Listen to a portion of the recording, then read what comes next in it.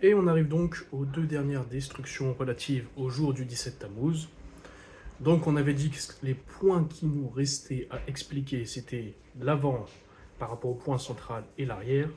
L'avant, c'est ce vers quoi il faut se diriger pour réaliser son objectif,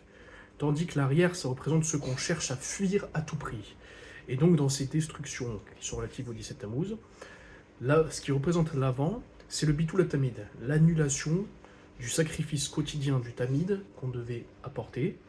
donc qui était là pour perpétuer de façon continuelle toute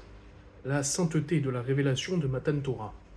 Et donc on comprend que lorsqu'il y avait une continuité dans cette révélation de Matan Torah, la Emouna, la foi restait intacte. Or le fait d'annuler maintenant ce sacrifice, donc on comprend très bien que ça va engendrer malheureusement une perte de foi. Tandis que l'événement qui est à relier avec le point arrière de nos 5 destructions, c'est le fait que, Ukam Tselem Ba'echal, il y a une idole qui a été placée dans le Echal, donc dans le sanctuaire, une idole, ça représente au niveau plus interne, plus spirituel, donc ce qui est relatif à l'idolâtrie au sens très large du terme, c'est tout ce qui va aller contre la foi juive, et le sanctuaire, c'était une représentation du cœur de chaque Ben Israël. Donc lorsqu'il y a une idole qui est infiltrée à l'intérieur du Beth Amikdash, du Echal,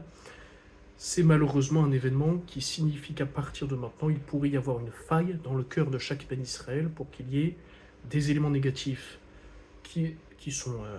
inverses à nos principes de Emouna de foi, qui peuvent rentrer dans notre cœur. Donc c'est les deux dernières destructions relatives au 17 Tammuz qu'on voulait expliquer.